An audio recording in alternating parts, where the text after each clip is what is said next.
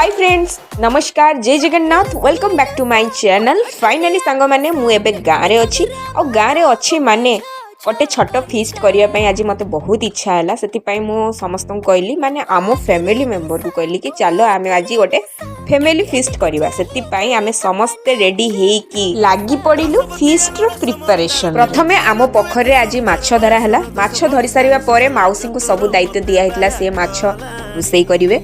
आउ मु डिसाइड करथिली कि आज केही भी आमे बासन कुसन यूज करिबा नाही विदाउट बासन कुसन रे आज आमे खाइबा पत्र साहाଯ୍य रे। सेति पई मु जाई कि बाड़ी रु जाई कि फ्रेश कदली पत्र काटी आनिली। एपटे हमर मौसी पूरा तरकारी भी पूरा रेडी कर सारलानी। आउ तापर आउ कोन आमे समस्ते बसी गलु चक्का माडी की खाइबा पई। आ समस्ते जे जा जगह रे बसी की खाइबा पई लागी पड़ला।